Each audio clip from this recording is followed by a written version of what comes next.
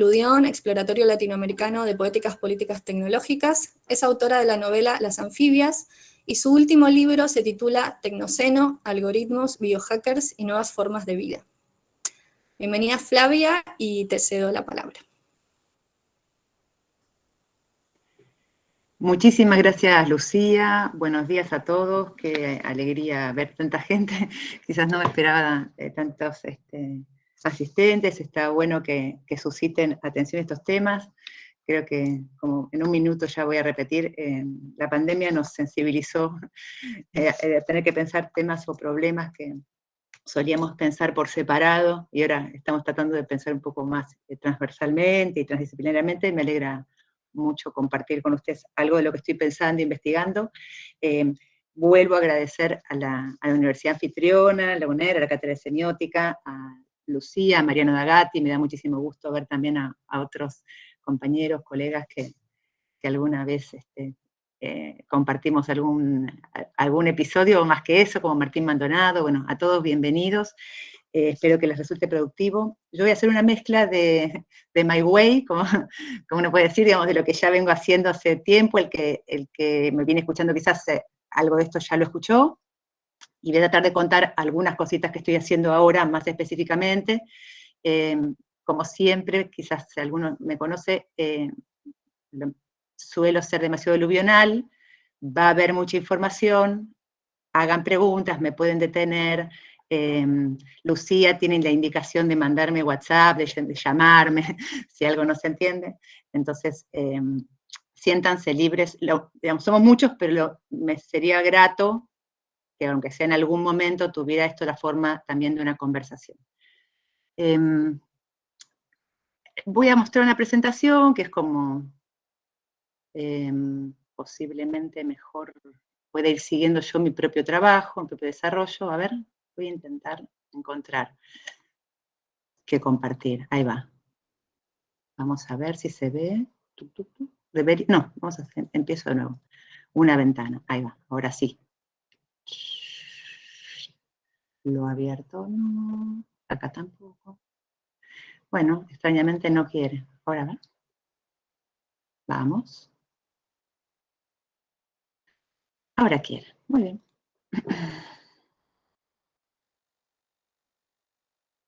Bueno, ahí sí. Algo de lo que me habían pedido, a ver, ustedes no ven lo que veo yo. Pero déjenme intentarlo una vez más y ya no insisto.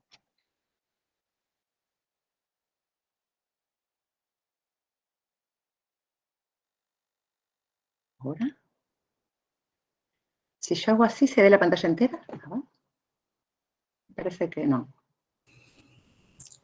No, tenés que ampliarlo. Sí. Y ¿Tengo qué, perdón? tenés que ampliarlo y te va a aparecer como otra ventana donde se proyecta el Power a pantalla completa. Pero eso no, ustedes no lo ven, yo lo veo en mi compu, ustedes no. Sí, nosotros ahora estamos viendo. Nosotros lo vemos, pero en pantalla de PowerPoint así como reducido. Si lo querés ampliar, se lee igual. Si te sirve, se lee igual. Sí, porque hago lo que deberíamos hacer. Por ejemplo, ahí eso ustedes lo ven, sí. Pero lo otro no. Curiosamente, el ampliado no lo ven. Así que vamos a... Bueno, vamos a este. No es el ideal, pero lo ven ahí. Vale, perfecto. Bueno, lo lamento. Estaba bueno, pero no funciona. Bueno, como les decía hace un ratito, algo de todo esto que estamos pensando cobró una forma particular, una forma, digamos, del texto en particular, del relato y de la hilación, ¿no? de este argumento, a partir del acontecimiento tan disruptivo que creo que podemos decir que estamos dejando atrás, hemos dejado atrás, afortunadamente ya aparece hace mucho tiempo, que fue la pandemia del COVID, que en el momento, digamos, fue un acontecimiento que nos pareció a todos muy desconcertante, creo, ¿no? La gran mayoría, muy dislocador. Había que pensar en qué serie incluir ese acontecimiento tan dislocador. Entre diciembre del 2019 y enero del 2020 se empezó a saber que ocurría en las antípodas algo con una suerte de gripe viral o neumonía viral parecida al SARS que había ocurrido en Medio Oriente unos años atrás, o a la gripe A de México del 2009, pero en muy poco tiempo, ¿no? En cuestión de semanas, eso que ocurría en China, en el Extremo Oriente, apareció primero en Europa y luego como una amenaza para nosotros, hasta el punto que el 11 de marzo del 2020 la OMS declara la pandemia, que esta neumonía viral era una pandemia, efectivamente, y en la Argentina el 20 de marzo de ese año se declara el aislamiento social preventivo obligatorio. Entre marzo y abril es que yo me pongo a pensar, a pedido de una revista de la Universidad del San Martín, una de las dos universidades en las que yo trabajo, ¿cómo explicar esto? Yo creo que la explicación que ellos esperaban, y era lógico también que fuera así, tenía que ver con el estado de excepción sanitario. Pero, claro, la pregunta seguía siendo en qué serie escribir este acontecimiento, ¿no? Un acontecimiento en el cual el 30% de la población mundial estaba encerrada en su casa y más de un 90% tenía algún tipo de limitación de movimiento fronterizo.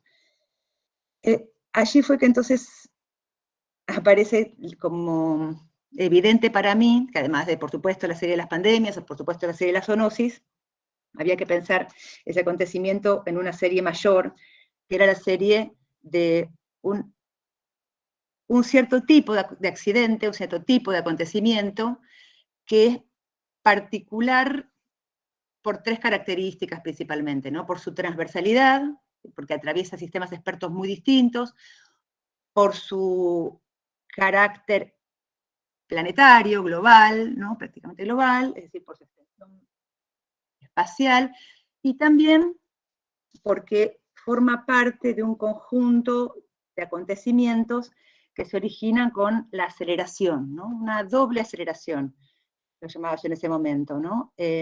Una aceleración técnica, por un lado, asociada, si quieren, concretamente en el caso de la pandemia, al tráfico aéreo internacional, que es el que lleva el vector, que lleva y trae, ¿no? el virus, con la hiperconexión infocomunicacional. Tuvimos un aislamiento preventivo porque nos enteramos que en otros países pasaba, pero no es que pasaba eso en la Argentina puntualmente. Entonces, ese acontecimiento también tenía que ver con la hiperconexión, con la información que recorrió el mundo muy rápidamente, y recuerden que hubo quienes hablaban de dos pandemias, ¿no? La pandemia viral y la pandemia informacional.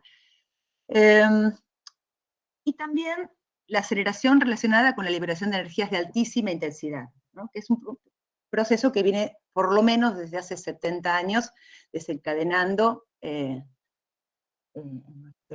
nuestro mundo, digamos, distintos acontecimientos de crecimiento, de grandes posibilidades, de grandes potencialidades, de transformaciones en nuestras formas de vida, pero también de accidentes, ¿no? De problemas. Como decía Paul Virilio, cada tecnología trae ese accidente específico, crea un nuevo tipo de accidente, el tren crea el descarrilamiento, ¿no? Junto con el tren se crea el descarrilamiento, junto con el avión se inventa el accidente aéreo, ¿no? Entonces, pues bien, tenemos un conjunto o una serie de conjuntos técnicos de gran complejidad y de gran potencial: la energía nuclear, las biotecnologías, la inteligencia artificial, las petroquímicas, las tecnologías infocomunicacionales. Ese es uno de los puntos que para mí es muy importante, incluir a estas tecnologías infocomunicacionales dentro de estos conjuntos de altísima intensidad.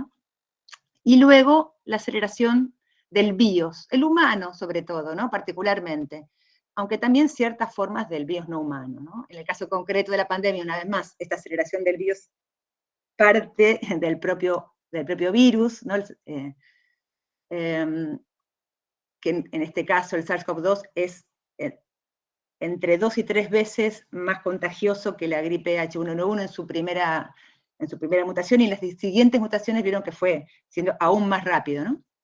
Pero esa aceleración también tenía que ver para mí, o había que pensar si había algún tipo de asociación con otras aceleraciones del crecimiento biológico, de la masa humana sobre la Tierra, ¿no? El crecimiento poblacional, el crecimiento urbano, ahora vamos a ver algunos datos de eso, y la acción de ese crecimiento combinado con la aceleración tecnológica en el mundo, ¿no? Porque obviamente ese crecimiento también está posibilitado por la acción de la tecnología, industria del alimento, industrias de la salud, ¿no? Industrias de la seguridad que permiten ese crecimiento exponencial.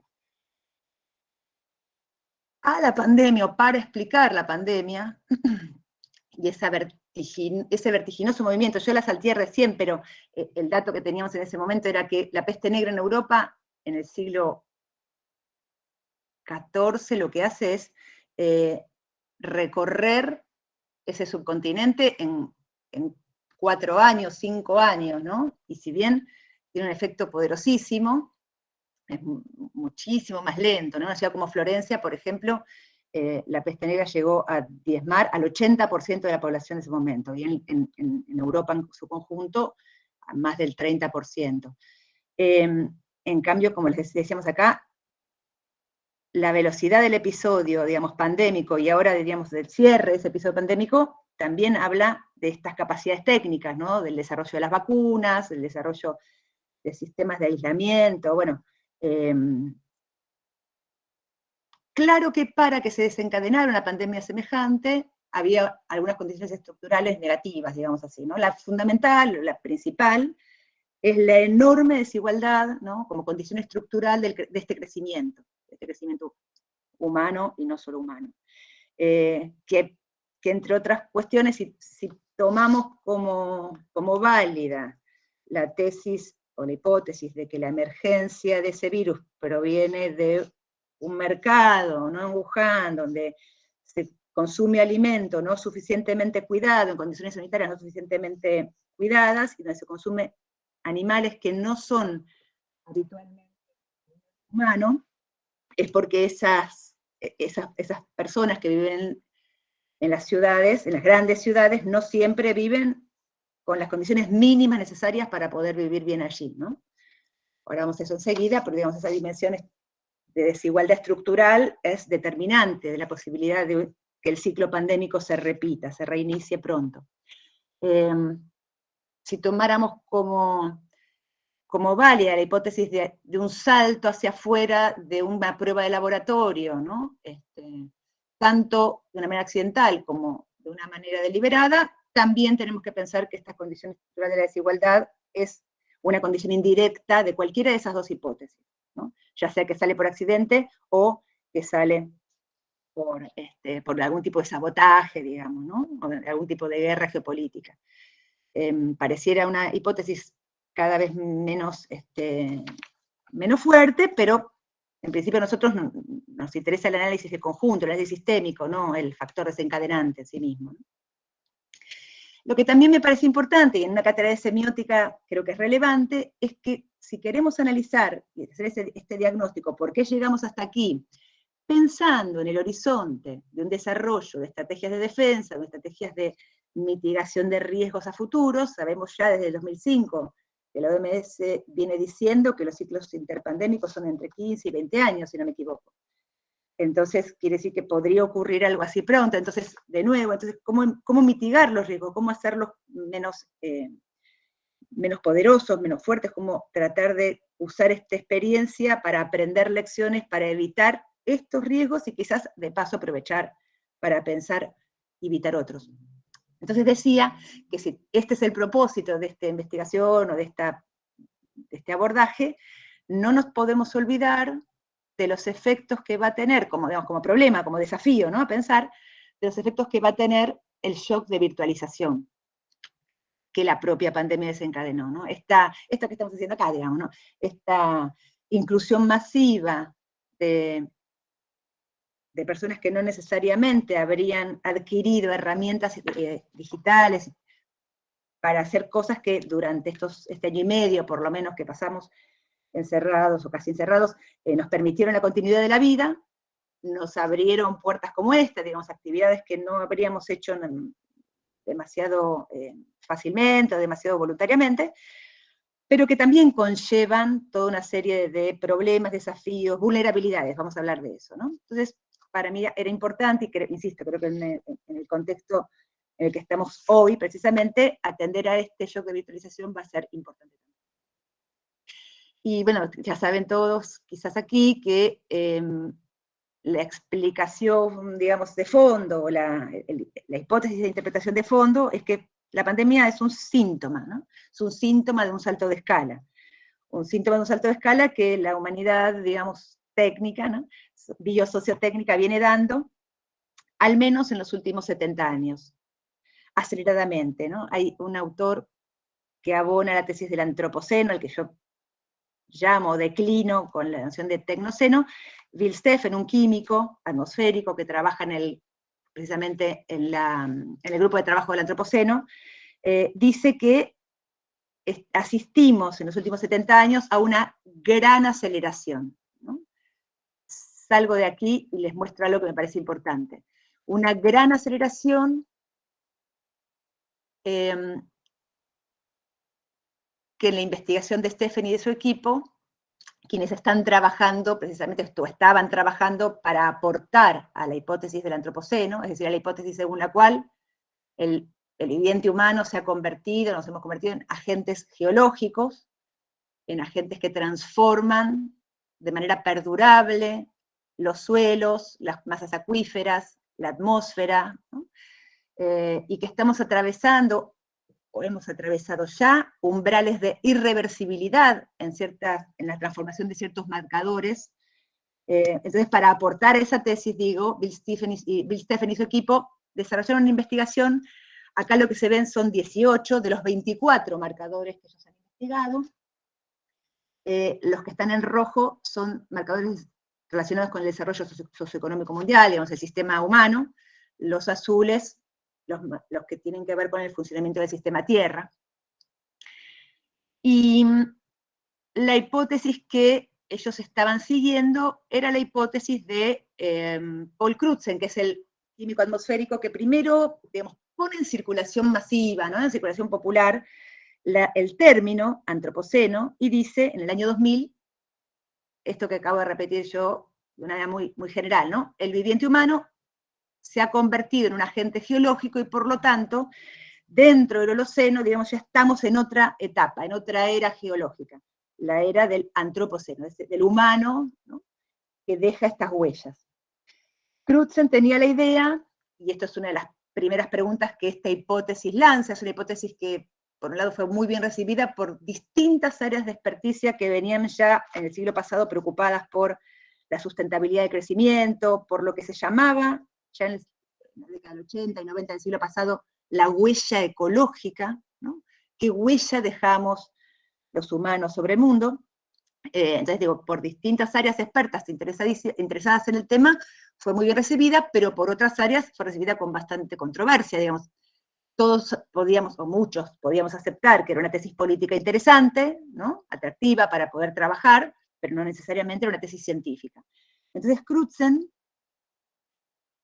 el premio Nobel de Química, el químico atmosférico que lanza esta tesis, digamos, a la vida pública, ¿no? A la controversia pública, tiene una hipótesis acerca de cuándo comienza esta era del antropos, ¿no? ¿Por qué esta era del antropoceno? Bueno, por supuesto, los que provengan más de las ciencias sociales o de la antropología, pueden decir, bueno, ese antropos no es, ese humano, ese viviente, no es cualquier viviente, es un viviente en particular, situado, local, ¿no? Con determinadas características. Entonces, pensemos de qué antropos estamos hablando. Bueno, decía Crutzen, esa pregunta se declina, por ejemplo, en la periodización. ¿Cuándo comienza el tecnoceno? ¿No? ¿Cuándo comienza el antropoceno / tecnoceno? Y lo que dice Crutzen es, comienza con la Revolución Industrial. 1750, algunos habrán leído el famoso texto de Hobsbawm, ¿no? Ya en 1750, los telares de Manchester. Bueno, es el inicio de una era nueva, una era, digamos, industrial, de desarrollo, de poderoso desarrollo técnico, bueno, abona la idea del tecnoceno, esa primera marca temporal. Y uno podría decir, y lo dice Crutzen también, en realidad la larga revolución industrial que va entre lo que hoy llamamos la primera y la segunda, ¿no? Desde esta primera, de la máquina de vapor y tal, hasta digamos, lo que serían las industrias del ferrocarril, las industrias eléctricas, las industrias químicas, ¿no? La electricidad, bueno, ese momento es finales del siglo XIX. Ese gran comienzo, vuelvo a Stephen. Stephen dice, bueno, muy bien, vamos a ver si esto es así, y vamos a leer cómo ha evolucionado la curva de crecimiento en estos marcadores. No sé si se ve bien, por eso hice todo este cuento, pero vamos ahora a intentar, aunque sea que vean algunas mejor, ¿no? Ven que acá comienza entonces en 1750 la investigación, hasta el 2000 primero, luego en 2005 publica esta primera parte hasta el 2000, en 2015 el equipo publica como un ajuste hasta el 2010, con información hasta el 2010. Entonces lo que se ve es una curva ascendente que no comienza necesariamente ni en 1750, ni en 1780, ni en 1900, sino en torno a 1950. ¿Ven la consistencia? Ahora vuelvo a la medida anterior para que vean el conjunto de los gráficos de Stephen, ¿no? Ven que es muy consistente, que en torno siempre a la línea de puntos es 1750, empieza una curva ascendente muy pronunciada, ¿no? Esto en, vamos al sistema humano, población, urbanización, ¿no? PBI global, consumo de energía, consumo de fertilizantes, transporte, turismo internacional, producción de papel, ¿no? En estos casos es donde no había información previa, bueno, se recoge lo que hay, digamos. Y en el sistema tierra, emisiones de dióxido de carbono, capturas pesqueras, la acuicultura de camarón, que es un indicador particular de un estado de los océanos, además, no solo por el camarón en sí mismo, la pérdida de bosques tropicales, la pérdida de biodiversidad. ¿Ves? Que si bien son distintas, en general hay una consistencia bastante coherente en el conjunto, que nos indica que acá esto podría tener una periodización más precisa que esta tesis de Crutzen, ¿no? Entonces vuelvo a esta filmina, ¿no? Como se empezó a decir de nuevo hace tiempo, para contarles este dato. A partir de la investigación de Stephen, que pertenece al grupo de trabajo del Antropoceno, el grupo que se encargó, la experticia que se encargó de dirimir la controversia científica acerca de si el Antropoceno era una hipótesis científica y no política, fueron los geólogos, ¿no? Quedó en manos de la Comisión Internacional de Estratigrafía evaluar si efectivamente el Antropoceno es un término, digamos, técnico o es un término político, ¿no? Y por ahora, no es que está totalmente dirimida, pero avanza fuertemente dentro de la Comisión Internacional de Estratigrafía la tesis favorable a la hipótesis de Antropoceno. En el año 2019, por 88% de aprobación, 29 votos contra 4, se vota que efectivamente podemos considerar que hay una era del antropos, digamos, ¿no? Que ya lo tenemos. Acá hay algunos marcadores que les quiero contar, pero vamos acá, que es lo que les explicaba recién, algo que tiene que ver con la periodización. La propuesta original era la de Crutzen, ¿no? La larga revolución industrial entre la máquina de vapor y el uso de gran escala de energías fósiles, ¿no? Ante la cual hay tres alternativas. Una que retrocede muchísimo, que retrocede hasta los primeros asentamientos de agricultores, cerca de 8.000 años antes de Cristo, y es la que rápidamente queda de lado, o sea, el humano sobreviviente, ¿no? Pero dice, no, en realidad acá no hay ningún marcador que nos diga que durante todo este tiempo, hasta acá, el humano dejó huellas significativas. No podríamos tomarla. Pero otras dos sí empiezan a funcionar con fuerza. Una, sobre todo, viene de las ciencias sociales, y es la que dice, en verdad, hay que retroceder un poco más, ¿no? El largo de la sombra que proyecta, ¿no?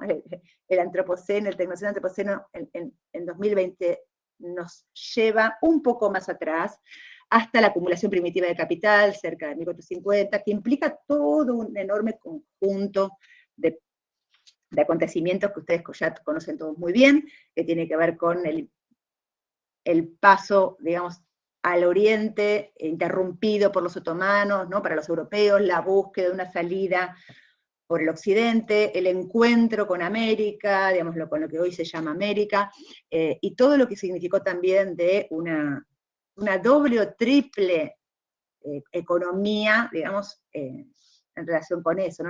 La economía política de las de ese espacio llamado América, muy diferente de la industrialización en Europa, pero en todo caso, ese conjunto biosociotécnico, sería el iniciador de esta gran transformación, y ese conjunto, estos autores, por ejemplo en Argentina Maristeles Vampa, ¿no?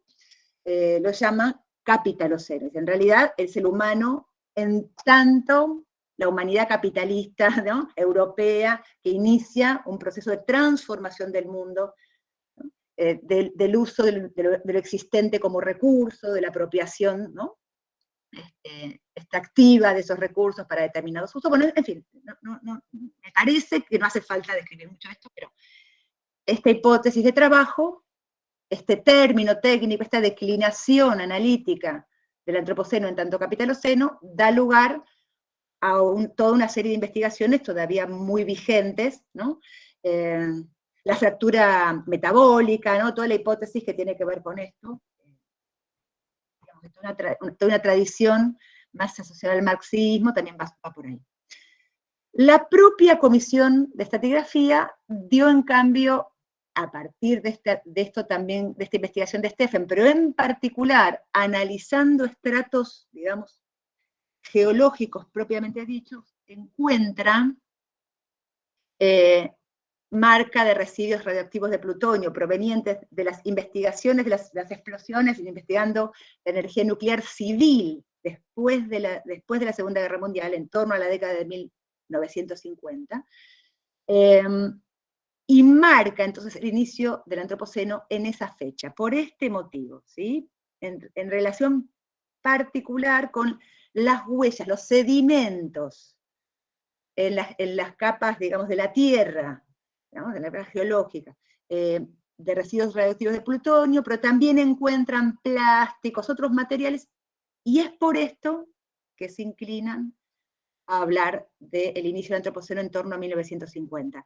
Y diría que eso abona también la hipótesis de que el antropoceno, en una de sus declinaciones más específicas, es un tecnoceno, es decir, es un humano técnico, que desarrolla y libera determinados tipos de energía que quedan, ¿no?, en nuestro mundo, que hacen mundo en nuestro mundo. Y estas imágenes solo vienen de algún modo a ilustrar esto que estaba diciendo aquí, ¿no? Esa nueva infraestructura que es nuestro mundo actual, el mundo del antropoceno-tecnoceno, gracias al cual podemos hacer esto que estamos haciendo, por ejemplo, y son los cables submarinos que recorren el planeta, en torno a 430 en este momento. El primero de los cables submarinos ya lo había tendido una vieja empresa de telégrafo en torno a 1850, y ahí va, digamos, por aquí, replicando los cables del telégrafo primero, del teléfono después, ahora los cables de la fibra óptica, y luego los que por supuesto recorren, los backbones, digamos, que recorren todos los continentes, ¿no?, para hacer posible el tráfico de información, que es información no solamente, digamos, noticias o contenidos de redes sociales, sino también información financiera, información industrial, información comercial, ¿no? El just in time del toyotismo no habría sido posible, el justo a tiempo, digamos, la producción justo a tiempo del toyotismo, no habría sido posible sin esto, ¿sí?, sin esta infraestructura.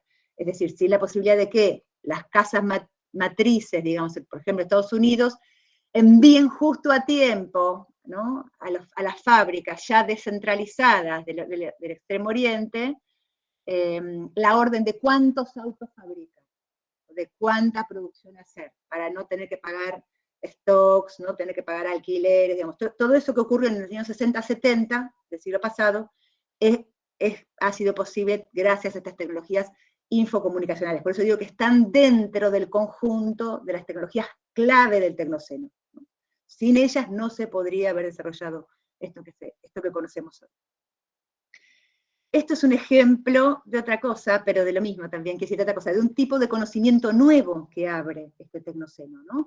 Un colega geógrafo que trabaja en la Universidad de Luján, hace ya 8 años, desarrolló esta imagen, digamos, como resultado de una investigación en la cual él se preguntaba, bueno, bien, en el mundo, ¿no?, ya lo tenemos bien mapeado, lo conocemos, como diría Valéry, el mundo finito, ha comenzado, ¿no?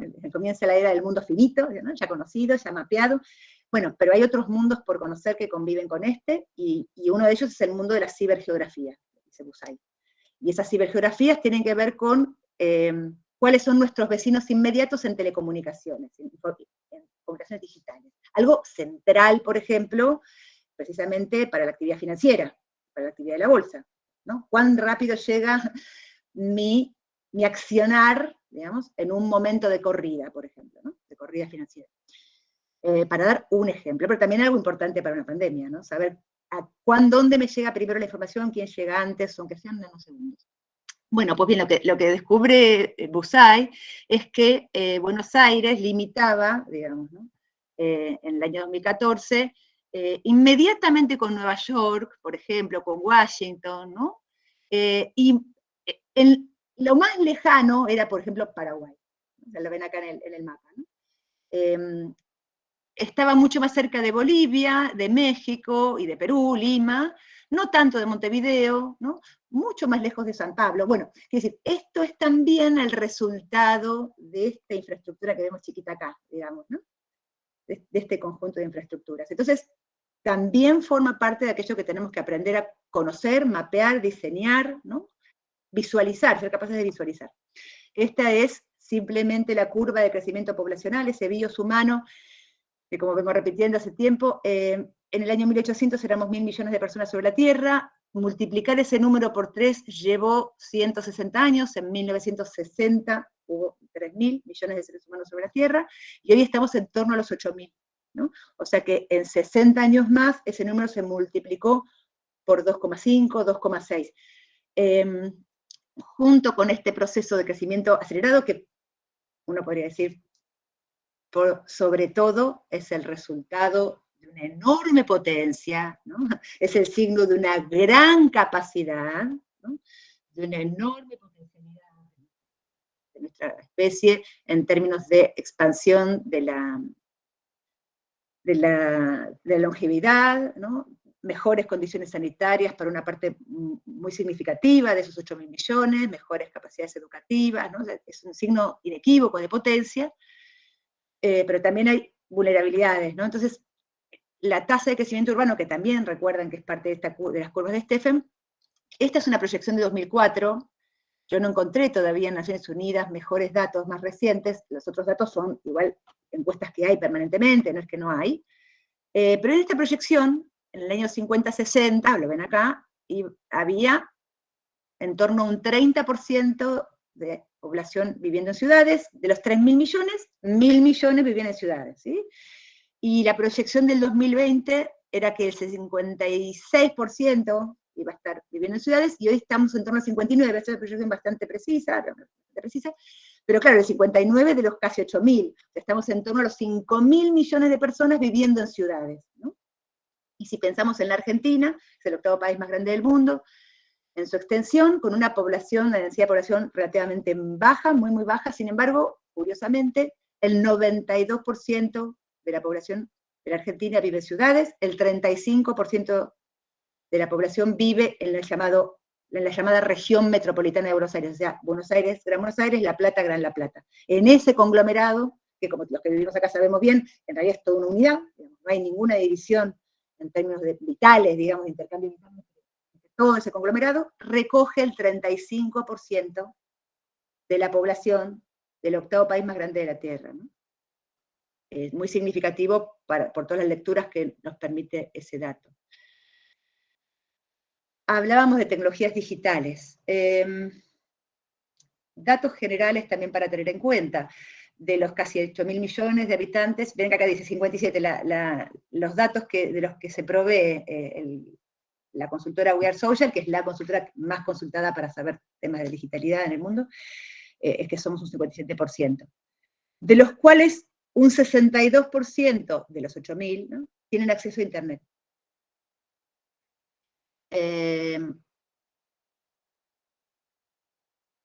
Son 5.000 millones de habitantes de la Tierra, ¿no?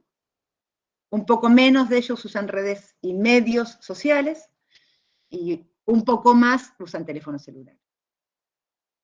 En crecimiento interanual, a nivel mundial, el 1% de población, un 4% de crecimiento interanual de acceso a Internet, un 10% de crecimiento interanual de uso de redes y medios sociales. Significativo también, ¿no? Me interesaba también ver esta curva, porque acá, bueno, los que investigamos esto, podríamos haber hecho, y de hecho lo hicimos, la hipótesis de que en la pandemia iba a haber un gran crecimiento en el uso de Internet, y miren, lo hubo, o sea, entre 2018 y 2019 creció un 6,6, entre 2019 y 2020 un 4, y de pronto entre 2020 y 2021 un 7 y 7, ¿no? Y luego baja de nuevo un 4. O sea, ese primer año pandémico hubo un crecimiento, y luego vuelve a bajar. Pero si uno mira la gráfica entera, ve que hubo otros años de mucho más crecimiento.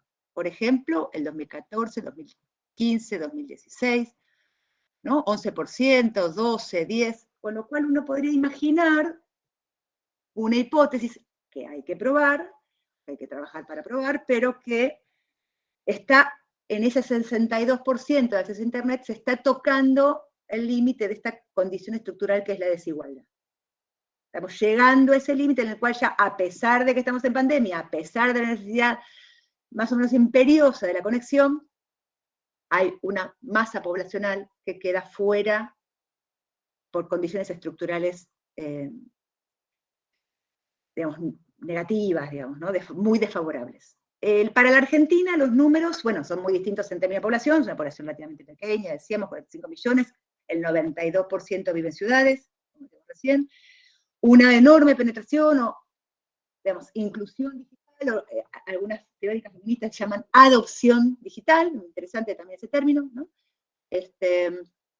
Muy alta, muy alta, prácticamente idéntica a la de los medios sociales, ¿no? En la curva de usuarios de Internet, aquí también otros años fueron mucho más altos, ¿no? Sin embargo, uno diría, bueno, en la Argentina, perdón, acá está, en la Argentina ese techo de acceso es más alto, digamos, ¿no? O sea, hay mucho más acceso que ese 62 que había, que es como veíamos. El crecimiento interanual en Argentina es bastante similar al del mundo. En números es bastante similar. En porcentajes, quiero decir, ¿no? No en números absolutos.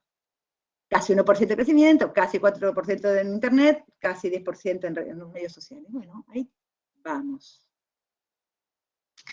Este es el comparativo entre el mundo y la Argentina, ¿no? Entonces, bueno, más o menos el mundo y la Argentina, o sea, la Argentina más o menos mantiene esa media. Hablamos hace un rato de la desigualdad estructural, hay 2, 3 datos importantes ahí para tener en cuenta, o por lo menos para visualizar, para visibilizar. En los primeros 2 meses desde la pandemia se difunde en la revista Forbes, justamente, que las 25 personas más ricas del mundo, digamos, habían incrementado en esos 2 meses, desde marzo del 2020 a mayo del 2020, habían incrementado su patrimonio en 250.000 millones de dólares, lo cual nos indicaba que esa pandemia que había detenido la industria, había detenido los viajes internacionales aéreos, que había detenido, ¿no?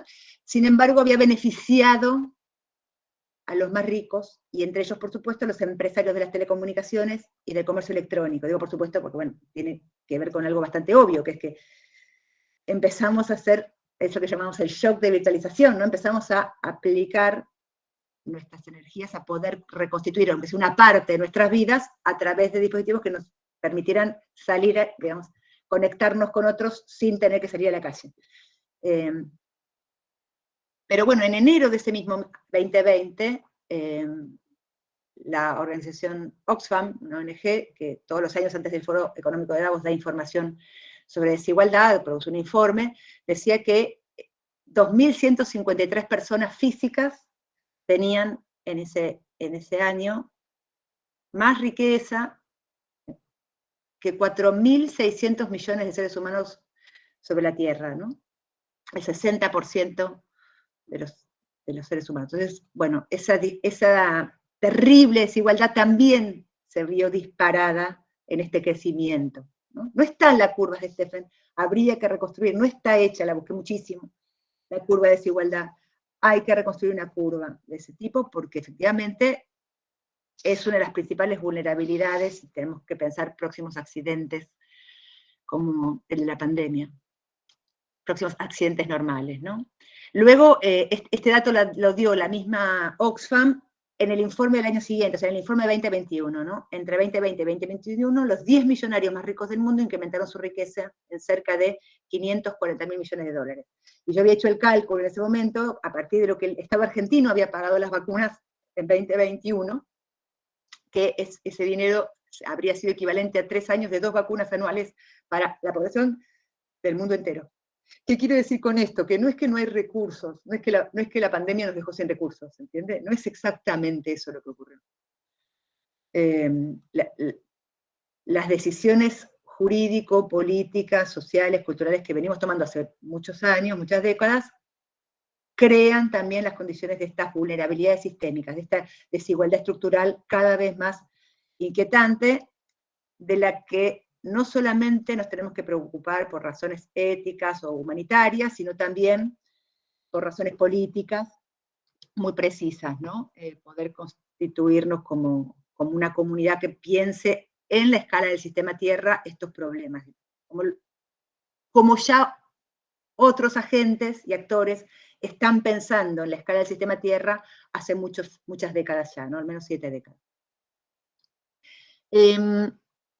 Decía aquí que podíamos identificar al menos 4 grandes vulnerabilidades sistémicas relacionadas con ese ecosistema de las tecnologías digitales, este shock de virtualidad del que hablaba, ¿no? Por un lado, el alto grado de concentración de las empresas Big Tech, un poco como veíamos recién, ¿no? No traje acá una curva, pero hay una curva que mostraba en Claxo, en México, que era las 10 empresas más importantes del mundo, hace 20 años y hoy. Y hace 20 años, las 10 empresas más importantes del mundo, las que producen más, estaban divididas en muy distintos campos, digamos, ¿no? Petroleras, retail, digamos, venta, consumo y productos generales, otros que eran, por supuesto, algunas de telecomunicaciones, otras que eran financieras, y algunas laboratorios de salud. En cambio, en la década del 2020, 9 de las 10 eran tecnológicas, y solo una era petrolera. Entonces, el crecimiento exponencial de las empresas Big Tech tiene una influencia, por supuesto, no solamente en el ecosistema de la información que circula, sino también en una dimensión económica importantísima. Como decíamos recién, la enorme desigualdad socioeconómica también marca techos de acceso, ¿no? a la inclusión digital, y me parece que todavía más, a algo más que la inclusión o la adopción digital, que es la verdadera alfabetización digital, es decir, el uso no solo como consumidor, ¿no? o como productor involuntario de datos para la extracción, sino el uso de las tecnologías digitales para la producción de contenidos, para el desarrollo de empresas, para el desarrollo de actividades productivas y creativas, ¿no? No solamente para el consumo. Luego, bueno, un tema que todos conocemos, al menos como problema, y pocos a veces entendemos en su funcionamiento, porque bueno, es el problema, justamente, que es la opacidad algorítmica, la opacidad, la caja negra que constituyen los aparatos con los que trabajamos, digamos, considerando aparatos también las operaciones ya inscriptas dentro de los aparatos y que nosotros sencillamente solo utilizamos, ¿no? Esa opacidad tiene entre sus problemas más conocidos el problema de los sesgos, ¿no? Si quisieran hablar de eso, podría traer algún otro material. Y luego una dimensión más jurídica del problema, si quieren, si podemos llamarlo así, que es el hecho de que por lo menos durante la pandemia, y creo que por un tiempo más seguro, los ciudadanos del mundo, digamos, no hemos podido optar, ¿no?, sobre si aceptar o no las condiciones de servicio forzoso. Es decir, si es forzoso que yo me conecte a internet y entre a determinada plataforma para llevar adelante mi trabajo cotidiano, o la inscripción de mis hijos a la escuela, o mis propias tareas de escolarización, o el cambio de un DNI, por ejemplo, la renovación de un DNI o de una libreta para conducir, si tengo que usar esas plataformas forzosamente para llevar adelante esas actividades que son de la vida ciudadana más cotidiana, entonces los términos y condiciones de uso deberían estar sumamente restringidos, ¿no? Sumamente restringidos. Y bueno, por supuesto eso es parte de lo que quedó por hacer, digamos, ¿no? Quedó en la lista de lo que queda para la próxima experiencia. Siempre doy un caso que conozco de primera mano, y es que para renovar documentos para los niños, en la Argentina, del DNI, se utilizaba la plataforma de mensajería de Facebook, algo que claramente no nos puede volver a ocurrir. Hipótesis de trabajo o articulación de un diagnóstico con una caja de herramientas teórico-práctica. A ver, bueno, ¿cómo pensar esto? Hemos dicho al principio, ¿no? ¿Con qué caja de herramientas? Y bueno, la sociología provee una herramienta que nosotros no usábamos cuando trabajamos en filosofía técnica o en arte y tecnología, pero que para el caso de la pandemia fue muy importante y nos abrió un camino de investigación también ahí, ¿no? Que es pensar los sistemas sociotécnicos, se lo llamaban en la década del 80, 90, hace justo lo hablábamos con un colega de Javier Blanco, de filosofía técnica, un término que tenía que ver con pensar que las tecnologías están, de alguna manera, no sé si determinadas, pero condicionadas socialmente, ¿no? Es decir, la no neutralidad de las técnicas es que también lo técnico tiene una dimensión organizacional y social ineludible, tanto inscripto en su propia materialidad, como en el modo de organización, ¿no? La fábrica fordista no es igual que la taylorista, ni que la toyotista, como decíamos recién, ¿no? La línea de montaje es una máquina que organiza las funciones de una manera muy particular. Pero claro, avanzamos un poco más en la sociología de las organizaciones y encontramos, por ejemplo, en el caso de Charles Perrow, un autor que piensa los sistemas de gestión de una industria de altísima complejidad, como puede ser la industria nuclear, la industria petroquímica, la industria biotecnológica, ¿no? O la industria infocomunicacional, agrego, y piensa que ya a partir de determinada escala, a partir de determinado momento, estos sistemas sociotécnicos, y yo agrego ahí, entonces, estos sistemas biosociotécnicos, donde lo natural biológico, ¿no? Lo sociológico que incluye también lo cultural, digamos, ¿no?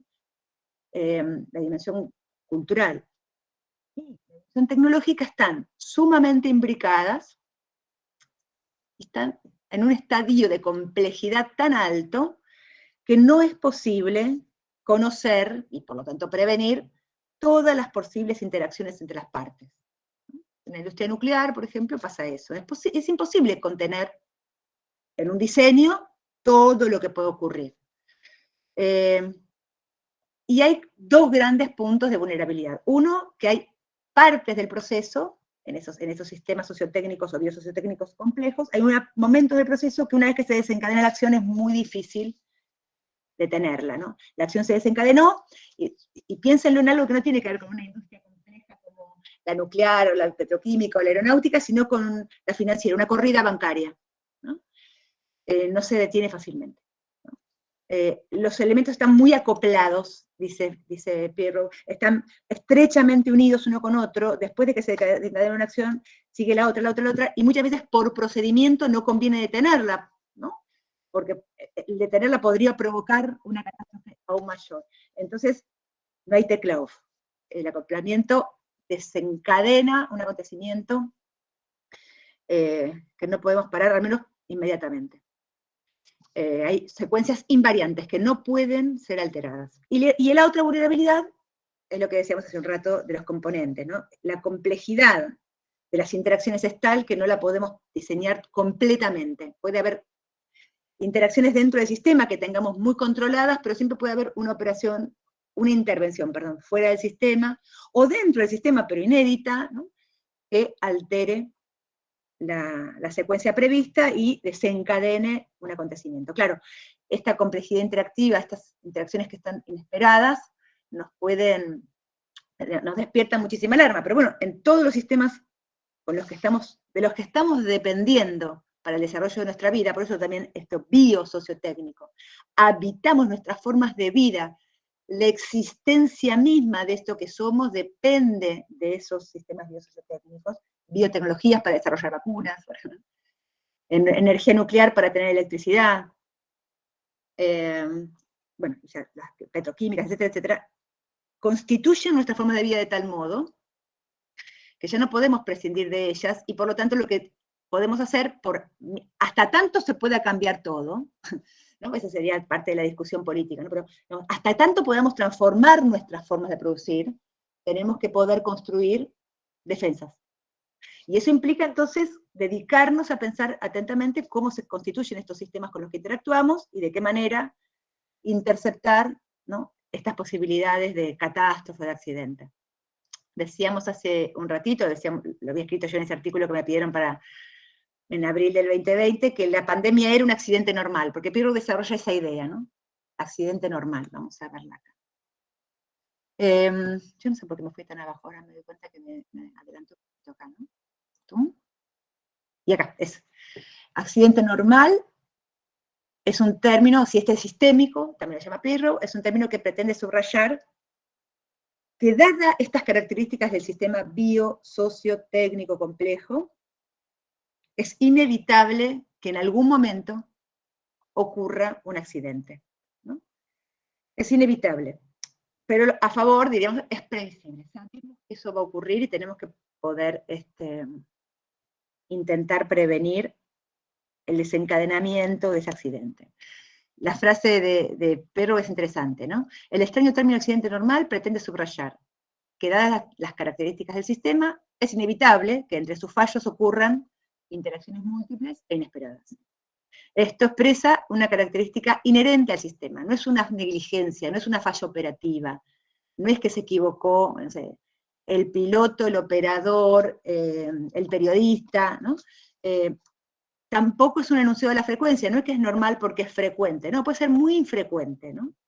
Dice algo gracioso acá también, ¿no? La muerte es lo normal en los mortales, pero solo nos morimos una vez. Claro, que en el mismo sentido que en el caso de la muerte, los accidentes sistémicos o normales son infrecuentes, rarísimos incluso, pero esto no es en absoluto tranquilizador cuando pueden provocar catástrofes, ¿no? Entonces esta idea del accidente normal es habituarnos a pensar que en esta escala, con estas tecnologías, estos conjuntos técnicos o sistemas técnicos de altísima complejidad, nos vamos a habituar a este razonamiento. Es un poco lo que decía Beck, ¿no?, con las sociedades del riesgo. Ulrich Beck. Hay una investigación que se hizo en el propio año 2020 entre dos investigadores de sistemas de seguridad y de sistemas de seguridad de salud, sanitarios, Alejandro Covello y Marcelo Muro.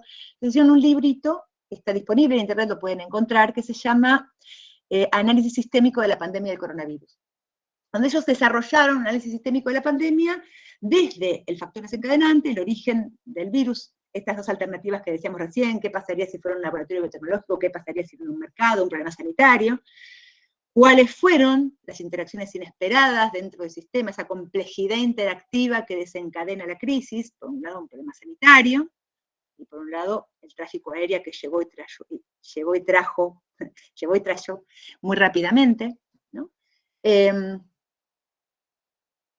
¿Cuáles fueron esos acoplamientos fuertes? Bueno, la propia existencia humana en ciudades superpobladas eran acoplamientos fuertes del virus y por lo tanto la única manera de desacoplar, una medida drástica, fue aíslense en sus casas, ¿no?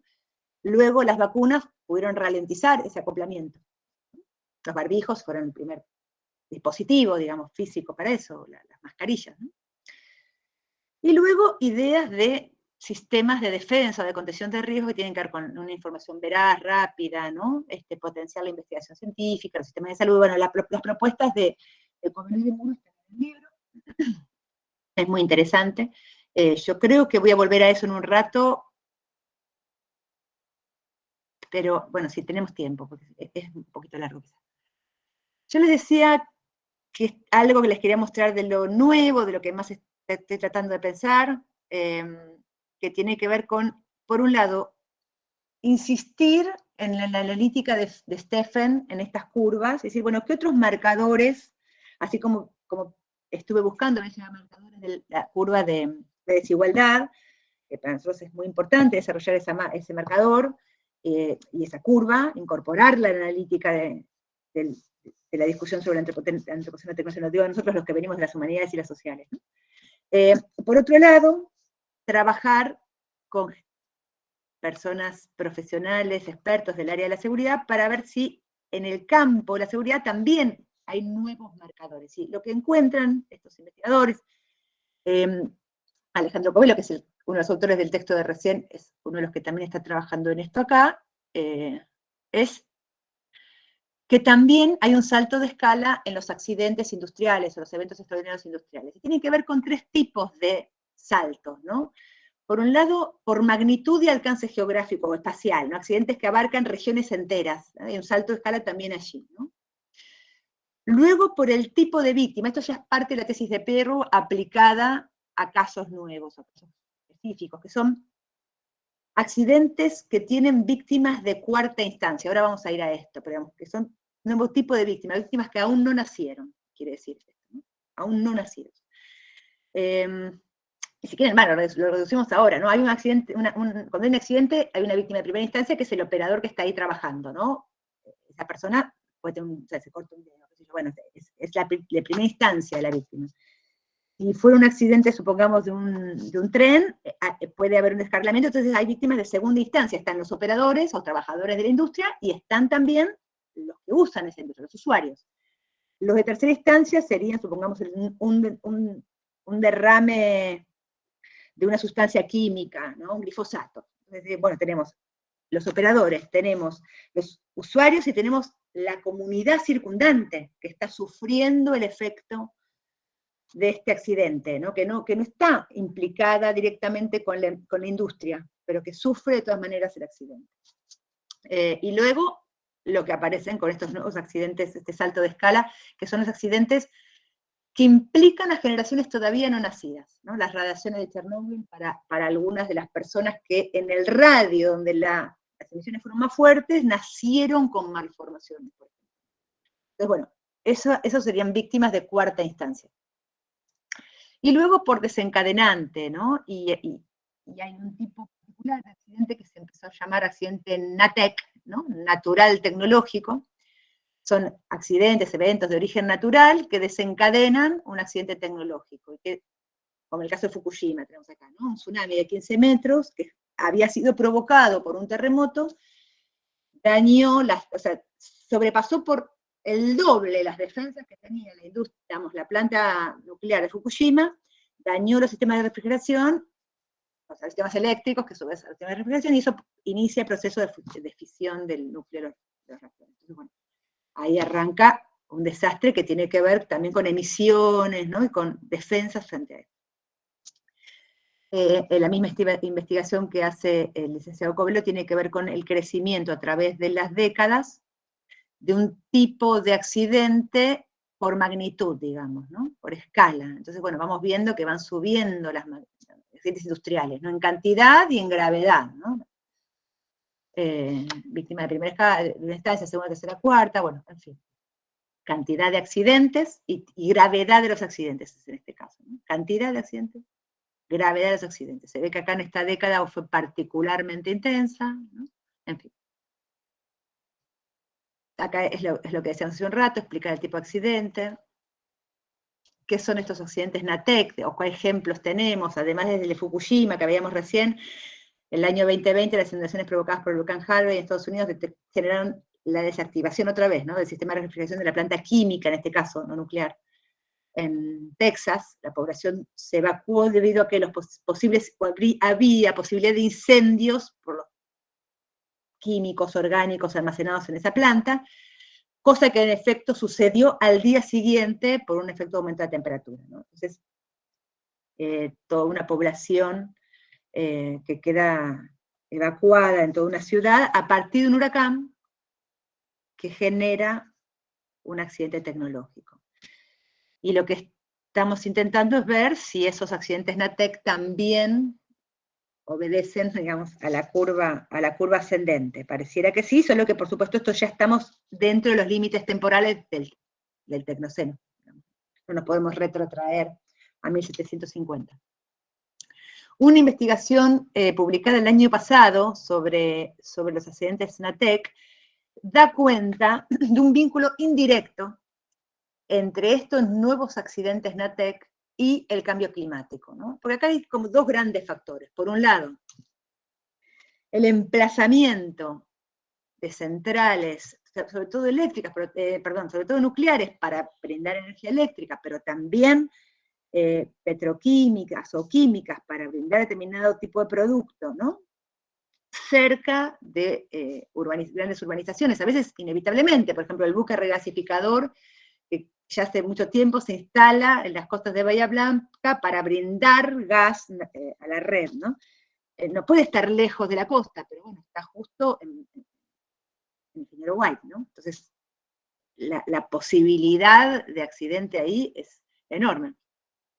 Tenemos por un lado el emplazamiento de estas centrales o de estas plantas con sus defensas que se piensan a partir de la estadística existente, digamos, ¿no? De accidentes y de posibilidades de accidentes naturales. Y luego la posibilidad de un cambio climático que altere esa estadística y que por lo tanto nuestras previsiones no alcancen. Entonces, bueno, la necesidad de ajustar las previsiones a las transformaciones que ya están ocurriendo en el clima, ¿no? Con toda la presión que significa, la presión política que significa eso, porque obviamente para poder obligar a las empresas a hacer eso hay que tener un gran poder político, ¿no? ¿Se entiende? Pero bueno, el resultado de la investigación es que hay un vínculo indirecto, pero incontestable, entre el cambio climático y la incidencia de variación de los accidentes NATEC, debido a sus efectos sobre la actividad de las tormentas tropicales. La evidencia presentada sugiere que al desarrollar planificaciones de gestión de riesgos de accidentes NATEC, deben considerarse los efectos potenciales del cambio climático. Entonces, hay que converger en estas dos experticias, digamos, que son aparentemente disímiles, pero necesitamos, digamos, ¿no? Socialmente, necesitamos que estas dos experticias se pongan en relación y trabajen juntas, ¿no? Acá es lo que decía que algo recogía de aquella investigación sobre las lecciones aprendidas de la pandemia, y a lo que habitualmente ya habían ellos mismos, Muro y Covelo, desarrollado, yo diría que tendríamos que pensar los efectos del shock de virtualización, la cuestión de la privacidad, de la seguridad, la privacidad de los datos personales, ¿no? La seguridad, la ciberseguridad, las dimensiones del nuestro activismo de datos, por qué y cómo dejamos que las grandes Big Tech se lleven datos, ¿no? Tenemos una ley de protección de datos en Argentina que es un poco antigua, tenemos una legislación, eso es bueno, no todos los países la tienen, pero es del año 2000, o sea, está vieja para las nuevas tecnologías. Y luego la cuestión de la soberanía tecnológica, la soberanía digital, ¿no? Me parece que es muy importante pensar esta dimensión, precisamente para que esos datos no queden en las grandes transnacionales, digamos, ¿no? Sobre todo si pensamos en datos sensibles, ¿no? Y un elemento que incorporo acá, no tengo nada de tiempo para desarrollarlo, pero que me parece muy importante, que es que parte de nuestras lecciones aprendidas tendría que ser la capacidad que tenemos los que hacemos trabajo de ciencias sociales, ciencias humanas, pero también, por supuesto, las otras ciencias, digamos, ¿no? Las ciencias naturales, las ciencias informáticas, las ingenierías, ¿no? De vincular, ¿no? Mejor con las potencias creativas de imágenes acerca de lo que puede ser, ¿no? Uno habitualmente lee esto en las distintas formas de las artes, ¿no? Las narrativas, ¿no? La escritura, las artes visuales, las artes plásticas, la música, pero bueno, ya tiene ya otras lógicas. Nos resultan quizás más oníricas aún, ¿no? Pero el vínculo con esa forma de conocimiento que son las artes, para nosotros se vuelve imprescindible. Después, si quieren, comentamos esto, ¿por qué? Me parece muy importante reconstruir el lazo, si quieren, lo podemos llamar así, ¿no? De las ciencias con el mundo de la cultura, pero creo que podemos ser más específicos, es decir, de distintas ciencias con el modo de la creación artística, con el modo de imaginación de los artistas, ¿no? Como modo de conocimiento, no como resultados del conocimiento. Nosotros estamos acostumbrados, habituados a leer resultados, como yo decía recién, bueno, traigo parte de la conclusión, no, como modo de conocimiento, modo de acceso a lo existente. Es metodológico, diría yo, más que efectivamente buscar resultados allí. Pero bueno, podemos hablarlo después, alguno ya sabrá para dónde voy. Por el tiempo que tengo quizás que elegir algo. una de las cosas que pensábamos estos 2 años, era, bueno, ¿qué ejercicios podemos darle a nuestros estudiantes para que logren ver el salto de escala, logren pensar el salto de escala? Y quizás ahí me faltó decir algo que siempre digo, y es que cuando pensamos en el salto de escala, imaginamos, no efectivamente un salto, en el sentido de vamos a otra escala y dejamos la anterior, como si fuera un salto de pantalla, ¿no? Dejamos aquella y ahora empezamos esta. No, no. Lo que quiere decir es que además de las escalas que existieron siempre, o que venían existiendo, que veníamos registrando, que veníamos estudiando, que veníamos analizando, y que veníamos tratando un poco precariamente de poner en comunicación, la escala personal, digamos, ¿no? Subjetiva, la escala comunitaria, cultural, si quieren, la escala social, ¿no? Interpersonal, en estas dos formas, social y cultural, la escala nacional, la escala regional. Bueno, ahora además tenemos el sistema tierra, una escala que ya está siendo pensada por las industrias, por algunas industrias, que ya está siendo pensada por algunas ingenierías, y por lo tanto quiere decir que ya tiene una filosofía. Porque esas industrias, esas ingenierías, trabajan con una filosofía. Son, de alguna manera, inspiradas por una filosofía, ¿no? Eso es lo que nosotros tenemos que ser muy, muy claros en esto. Allí hay una filosofía, una ontología, un pensamiento de qué es lo humano. Entonces, cómo acoplarnos y quizás disputar esas imágenes del humano que estas industrias tienen, del humano, de lo viviente, etc. Insisto, las industrias tienen ya su filosofía, no es que hay que darles una filosofía o darles una sociología, no, ellos ya la tienen. Hay que disputar un conocimiento y una perspectiva política a esas ontologías y a esas filosofías. Entonces decíamos, bueno, ¿en qué sistemas actúo, no? Es una pregunta para los estudiantes, a veces me parece interesante, ¿no? ¿Cuáles son esos sistemas en los que actúo y cómo están compuestos? ¿No? Entonces, hacer ejercicios de análisis de escala, ¿no? Sistema personal, familiar, sistemas políticos, ¿no? Sistemas universitarios, sistemas, la UNER, bueno, la UNER ¿a qué universidad pertenece? Perdón, la cátedra ¿a qué facultad? La facultad ¿a qué universidad? La universidad, ¿a qué sistema universitario pertenece? ¿Cuántas universidades componen el sistema de universidades nacionales? ¿Hay universidades que no sean las que componen ese subsistema? Sí, están las privadas, pero además hay otras, que son las provinciales. Ah, bueno, y están los institutos. Ah, ok. Y hay terciarios. Okay. Bueno, ¿y quiénes son las autoridades de ese sistema? ¿Quién decide en el sistema universitario? Y así, ¿no? E ir amplificando un poco esa pregunta. ¿Qué agentes dirimen controversias en este sistema?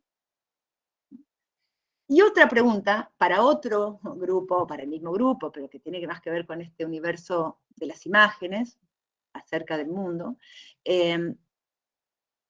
Lo trabajamos a veces con los artistas, cuando trabajamos estos contenidos para los equipos que curan, o que diseñan, o que son creativos. ¿Cómo experimento aquello que existe, no? Sería casi como lo contrario, la pregunta inversa, pero desde ahí, el tránsito, digamos, desde la escala micro hasta la escala macro, ¿no? ¿Cómo sensibilizar y recuperar aquello que solo se puede percibir con un cuerpo, ¿no? Porque piensen, los artistas son los que trabajando en la escala más micro salen y entran de las escalas con mayor facilidad, con mayor inmediatez, bueno, me parece a mí eso, ¿no? ¿Cuáles son esos procedimientos de investigación que están inscritos en el cuerpo, ¿no? ¿Cómo se relacionan con lo otro? En tanto agente que no es simétrico, lo otro me refiero, por ejemplo, al viviente no humano, ¿no? En tanto agente no simétrico, pero operativo. O lo no viviente, el sistema técnico, ¿no? Los distintos conjuntos técnicos. ¿Cómo me relaciono con esos conjuntos que no son simétricos al agente humano, pero son operativos? Bueno, el tipo de pregunta que implica una actividad, es decir, después de esto hay que escribirlo, hay que dibujarlo, hay que planificar acciones entre ellos, bueno. Tengo la posibilidad de contarles, si quieren, algo en torno a este malestar con la cultura algorítmica, las preguntas en torno a eso. Aquí es como los temas de ese malestar, el tema del giro hacia el teletrabajo, la televida, digamos, ¿no? La vida a distancia, y el problema de la vida en la ciudad. ¿Qué pasa con los centros urbanos? La dimensión del trabajo, el nuevo trabajo precarizado, y las nuevas formas del trabajo asociadas a este shock de virtualidad, tanto los empleados de reparto y delivery, como los influencers, bueno, todo esto que aparece aquí para nosotros quizás del siglo pasado como nuevo, y para muchos otros en cambio como su mundo, y bueno, ¿qué pasa en ese mundo? ¿Cómo transcurre el sentido en ese mundo? ¿Cómo se construye el sentido en ese mundo? ¿Cuáles son las características? ¿Cuáles son los tonos emotivos predominantes? ¿Cuáles son las figuras retóricas habituales? ¿Cuáles son los temas? ¿No? Bueno, ahí la semiótica tiene mucho para hacer ahí. Luego la dimensión subjetiva, pero también intersubjetiva, de la exposición como modo de vida. Eso es algo que para mi generación por lo menos es relativamente novedoso, ¿no? Cómo tratar con esa exposición de manera permanente. Hay que renunciar a viejas imágenes de esta exposición como problema y tratarlas de otra manera, ¿no? Me parece a mí. El problema, digo el negocio, pero es el problema de los así llamados datos personales. Y digo de los así llamados porque si bien existen, hoy, por lo que sabemos, no tenemos modo de protegerlos. Hoy, pasada la pandemia, ¿no? No hay modo de proteger esos datos personales. Entonces, ¿qué se hace con eso si no se puede proteger? Bueno, si hay preguntas, después vemos, ¿no? Las dos pandemias, las biológicas y las informacionales. Vuelvo acá para agregar una pregunta más, ¿no? Que es, bueno, si no se pueden proteger, ¿existen realmente? Sería la pregunta más provocadora, ¿no? Si no se pueden proteger, ¿qué entidad tienen esos datos? Es muy provocadora, pero va por ahí, lo que creo que se puede pensar. Bueno, ¿qué lugar tienen las tareas de cuidado? El problema de la monetarización del cuidado, todo, la vieja pregunta acerca de si todo debemos reducirlo a la forma dinero, a la forma salario, o si hasta tanto las cosas no cambian, hay que reducirlas a la forma dinero, a la forma salario, o si hay otra forma de tratar con esta pregunta, con este problema. ¿Qué pasa con esta aceleración de las desigualdades? Como decíamos recién, cómo trabajar ahí sí para retroceder en esa curva, para retrocederla fuertemente, y luego transhumanismo y obsolescencia del viviente humano como una dimensión, al mismo tiempo, digamos, si quieren, casi de punto ontológica, digamos, ¿no? La transformación del viviente humano, de esto que somos, en algo nuevo, y también, por supuesto, política, epistemológica, bueno, los problemas que aparecen ahí, y técnica, digamos, científico-técnica.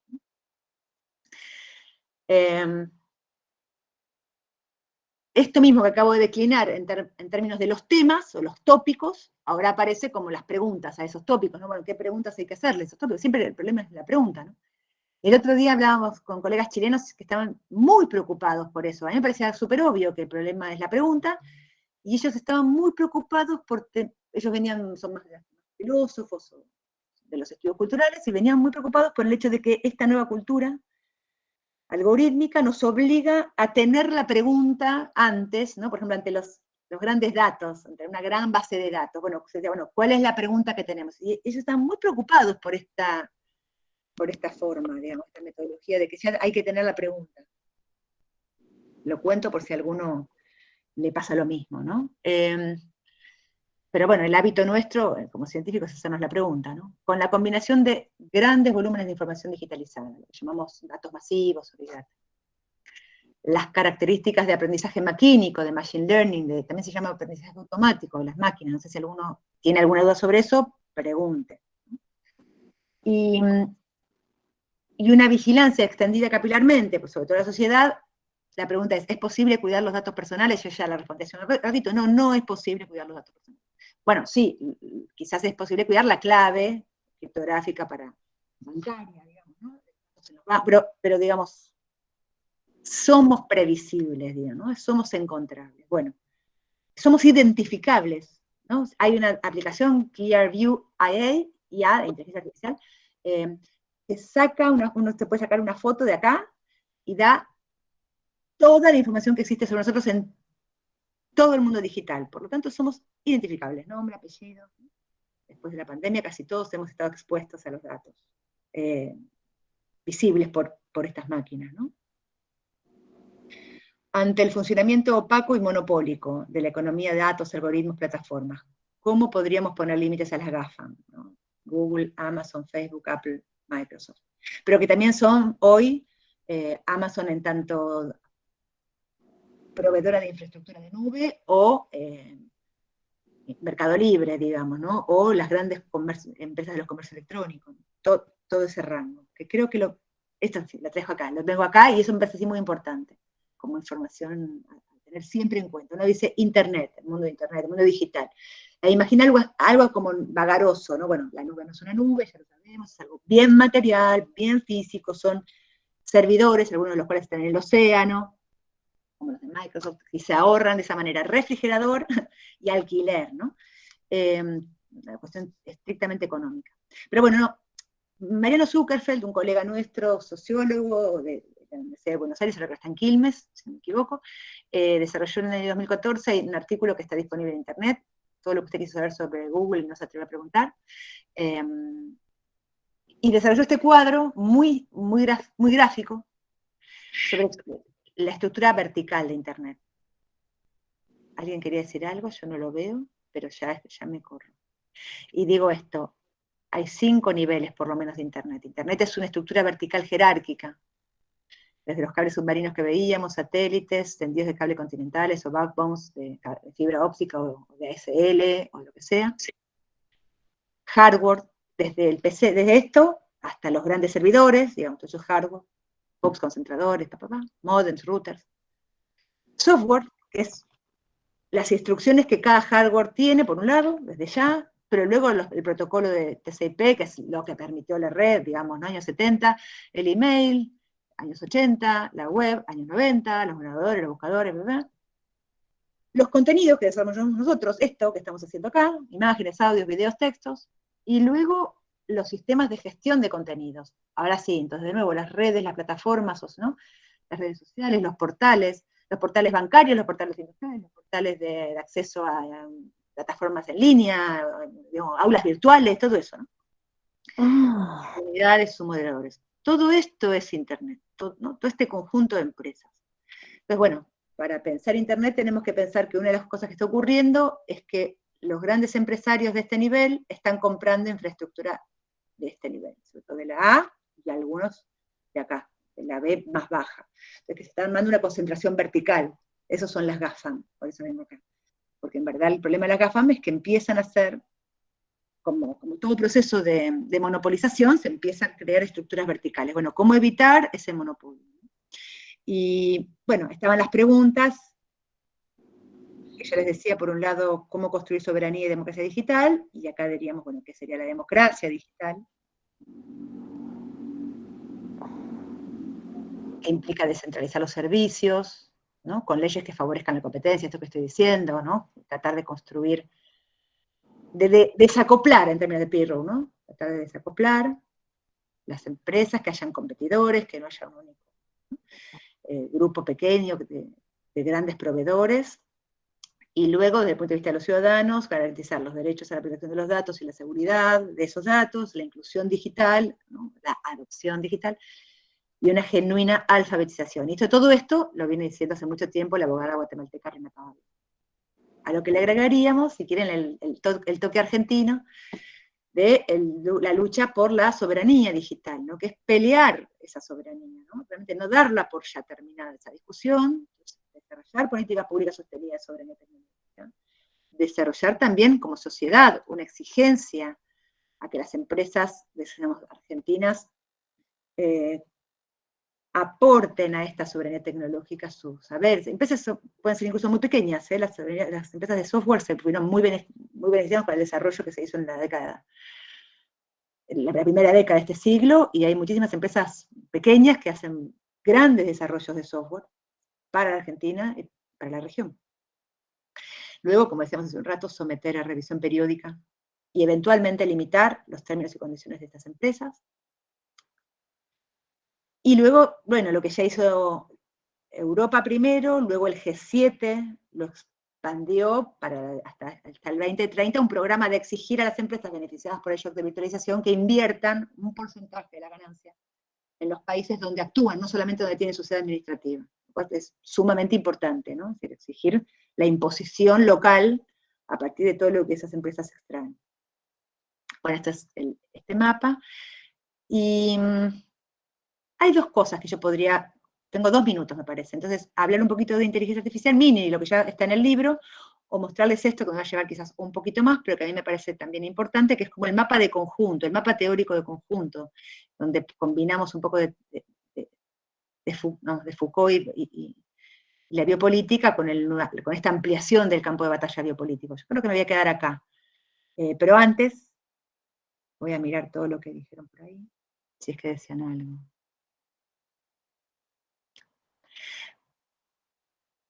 Dejo de compartir. Tenemos media hora, me parece, ¿no, Lucía? Tenemos media hora. ¿Quieren que haga eso último? O lo dejamos por los últimos 10 minutos y hablamos un poco, porque quizás hay preguntas y también los quiero escuchar un poco, y nos quedan 10 minutos al final. Si quieren les cuento un poquito de ese mapa más teórico, que estoy ahora lo que quiero hacer es trabajar ahí, en lo próximo, porque hay cosas nuevas, pero bueno, les puedo contar lo que tengo en la cabeza sobre eso. Pero me gustaría saber si hay preguntas, Lu, si la estuviste reuniendo. Sí, primero pedía, acá Romina Irimia pedía una recomendación de bibliografía sobre esto de término de opacidad algorítmica que mencionaste. Y después hay una pregunta hasta ahora, que es de Ana Lucía Abregó, y dice, ¿a qué ontologías humanas vigentes debemos disputarle el sentido? Por ejemplo, las transhumanas. Y acá hay una nueva pregunta de Helmut Torres Contreras, que dice, ¿qué piensas de la idea de la terraformación? Bueno, de mi parte yo tengo también una pregunta armada en función de la lectura del libro, que se los recomendamos, libro Tecnoceno. A partir de una cita, en realidad te voy a llevar más al terreno de la filosofía de la técnica, pero bueno, esta cita de Bergson que vos ponés en la introducción a uno de los primeros capítulos, donde dice, se siente que se elige y se quiere, pero se elige algo impuesto y se quiere algo inevitable, que es de 1908, y me llamaba la atención la vigencia de esa afirmación de 1908 con lo que estamos viviendo hoy inmersos en este paradigma digital. Y viendo, digamos, la impronta Foucaultiana que tiene el libro, yo me acordaba de la definición de Heidegger de técnica moderna, y esta forma de develarse provocante en la modernidad, y si esto condice, digamos, con este concepto de tecnoceno, o el tecnoceno iniciaría una nueva forma de manifestación de esta técnica. O sea, ¿estamos dentro de un nuevo universo, de una nueva concepción de técnica, o estamos en una nueva rematerialización de la técnica donde la esencia sigue siendo la misma? ¿No? Eso un poco me hacía pensar. Y bueno, y después quería que hagas algún comentario sobre el arte, como bien dijiste, porque en el libro, bueno, aparecen muchos ejemplos y otros ejemplos asombrosos que la verdad es que hacen del libro una lectura muy dinámica, o sea, como una síntesis bibliográfica actualizada para pensar todos estos temas, a su vez y esto tira un poco de agua del molino para los comunicadores y para los que nos formamos en esta interdisciplina e investigamos en este cruce, ¿no?, con la geografía, con la ingeniería, o intentamos con el arte, con las ciencias sociales, y me parece que vos sos una referente en este modo de investigar, que es muy característico por ahí de la formación en comunicación, y me parece que está bueno destacarlo. Y bueno, entonces me parece que está, quería agradecerte por el libro y por esos ejemplos tan asombrosos que pones, tan a su vez como terrenales, y bueno,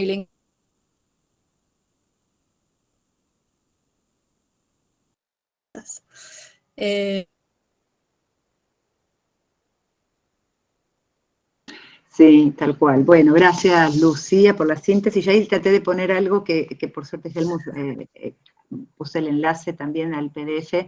Hay una... de la bibliografía. Sí, de la bibliografía, que me parece que hay muchísimo material sobre esa opacidad algorítmica, pero ese texto de Pasquinelli me parece que es muy bueno para entender de conjunto, y además su bibliografía es muy útil. O sea, vayan digamos, pueden ir continuando la investigación a través de la propia bibliografía de ese artículo largo, que aparte está escrito por alguien que está tratando de pensar este nooscopio, como este nuevo instrumento de visibilidad que es el mundo, digamos, de algorítmico, ese es el nooscopio, desde un saber técnico, ¿no? Él proviene de ese saber técnico, y además con una mirada filosófica. Me parece muy rico, y mucho de su bibliografía es parte de nuestro propio desarrollo después de la investigación, porque nos permite seguir cada razonamiento. Eso lo recomiendo muchísimo. Bien. Luego, la pregunta por la ontología. Sí, yo creo que podemos trabajar en deducirla un poco, esa filosofía, incluso esa ontología. No es que tengo ya una respuesta, por supuesto, la vía de mi preocupación, y también posiblemente tenga que ver con la vía de mi propio, o sea, donde me lleva mi propio argumento, es a ir hacia justamente esta ontología transhumanista, pero que viene ya también de la filosofía cibernética, ¿no? Wiener concibe la ciencia, digamos, del control de las máquinas y los animales, incluidos los humanos como parte de los animales, como una ontología sostenida en la noción de información como núcleo, digamos, ¿no? del sentido, como núcleo de la construcción, digamos, de sentido común, de sentido en común, y entre otras cosas, pero digo, también eso, y para él, efectivamente, la dimensión biológica del cuerpo es prescindible. La hipótesis en cibernética y social dice, bueno, imaginemos la posibilidad de hacer migrar de información contenida en un cuerpo a otro cuerpo, o a una máquina, ¿no? Entonces, para él, efectivamente, lo que aparece en esa ontología, digamos, del viviente humano es que el cuerpo es un soporte de la información, y que se puede cambiar de soporte, y las operaciones se podrían mantener más o menos idénticas, ¿no? Y yo creo que para nosotros eso es una ontología problemática. No digo que sea rechazable, o que sea mala, o que sea negativa. Me parece que es problemática, que tenemos que poder primero tomarnos en serio eso, que creo que es lo que más nos cuesta a los que provenimos de una tradición filosófica o de ciencias sociales más, digamos, más continental, vamos a llamarlo así, ¿no? Nos parece que como no es lo que hemos aprendido, y como no es lo que la historia de la filosofía nos ha contado, que es la ontología, nos parece que eso no es relevante, por lo menos eso entiendo que ocurrió hasta comienzos del siglo XX. Perdón, hasta comienzos del siglo XXI. Hasta fines del siglo XX parecían como problemas irrelevantes, o poco relevantes. Y en cambio, bueno, ahora aparece ya hace 20 años eso con mucha más fuerza, forma parte de las currículas de las carreras de filosofía, ¿no? Forma parte de la preocupación concreta, tanto el problema de la relación técnica-naturaleza, técnica-sociedad, como esta perspectiva de la información, pero lo pongo ahí, pero no le podemos decir, esta perspectiva que también es parte del giro material, ¿no? Decir, bueno, me lo decía en diciembre un biólogo sintético de la UBA, muy bueno, excelente, ¿no? Que trabaja haciendo biología sintética, justamente, que parece un oxímoron, pero no lo es. Que es biología sintetizada, y sintetizada para tales fines, es la más ingenieril de las biologías moleculares, digamos, ¿no? La que se propone desarrollar paquetes biológicos que cumplan determinadas tareas. Una bacteria que limpie el agua, supongamos, ¿no? Entonces, cuando hablábamos de este problema, decía, bueno, pero si vos no pensás que hay nada por fuera de la materia, ¿por qué no podría migrar la conciencia? Me decía con toda naturalidad. Me decía, no, bueno, si todo es material, si no hay nada trascendente, si no hay alma, ¿por qué no? ¿No? Esa naturalidad con la que él me lo decía, una persona muy inteligente, muy reflexiva, digamos, ¿no? Me parece que está absolutamente contenida, digamos, dentro de los programas tecnológicos contemporáneos, algunos de los programas tecnológicos contemporáneos. Entonces, bueno, hay que deducirla. Sí, el transhumanismo es una de esas ontologías. Digamos. El cuerpo es un dispositivo obsoleto, no alcanza, digamos, a las dimensiones que necesita ahora la conciencia humana para estar a la altura del salto de escala, y por lo tanto podemos prescindir de él, ¿no?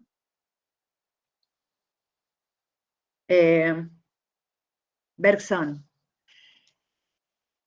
Bergson es para mí Bergson a través del recuerdo del presente de Pablo Virno, digamos, ¿no? Es decir, es todavía una lectura contemporánea de esa fenomenología, digamos, de principios del siglo XX, que está marcada por el marxismo, por la Escuela de Frankfurt y por una zona de los deleuzianos, porque Virno, viste que no es Foucaultiano, ¿no? Entonces, como que una zona deleuziana. Entonces, es cómo seguir, uno diría como Haraway, ¿no? Cómo seguir con el problema, cómo seguir con esa trama fenomenológica, marxista, ¿no? Si quieren, incluso frankfurtiana, de comienzos del siglo XX, con esas preguntas, con esa mirada, y al mismo tiempo sabiendo que quizás, y ya me voy a la última de tus preguntas, que quizás ya es otro momento, ¿no? Que ya el tecnoceno ya no sea solo describible en términos de técnica moderna, provocante, ¿no? Ya haya que pensar otra cosa.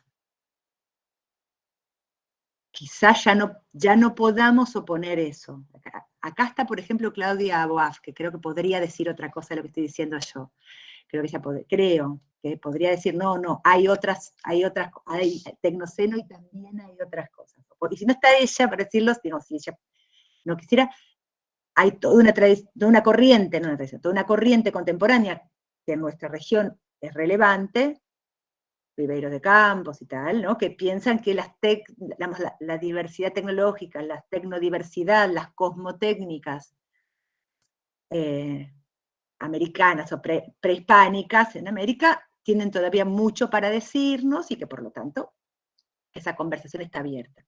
Entonces yo no digo que no, lo que digo es que no es lo que yo veo primero, o no es lo que estoy mirando, y me parece bien que no estemos todos mirando lo mismo, además, ¿eh? Eso creo que está bien. Aporto mucho a que ese campo se expanda todavía.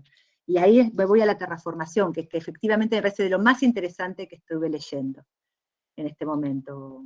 Creo, Helmut, que vos me lo preguntás sabiendo que lo que voy a responder. Pero sí, hay un autor norteamericano, fue una de las fuentes, por ejemplo, del libro de Chernyshek, el de Capitalismo y Plataformas, y lo cita también bastante Mackenzie Work en el Capital ha muerto, y se fue a trabajar a Rusia, curiosamente, Benjamin Bratton.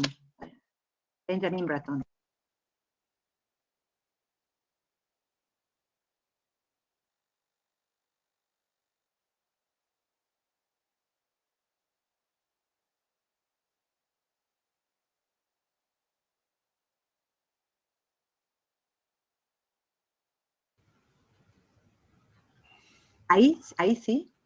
Ahora sí se empezó a escuchar de nuevo, Flavia. ¿Desde dónde se paró?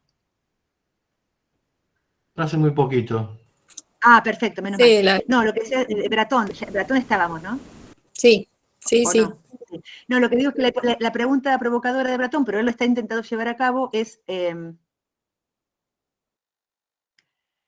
así como Elon Musk, que quieren terraformar la Luna, terraformar Marte para construir ambientes habitables, ¿no? Fuera de la Tierra.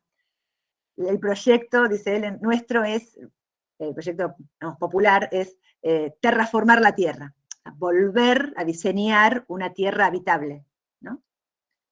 ¿Cuáles son las tareas de diseño que tenemos por delante para que esta siga siendo nuestra Tierra? Digamos, ¿no? Que lo implica, en el caso de Bratton, nada parecido a descartar las tecnologías, sino, por el contrario, analizar pacientemente, ¿no?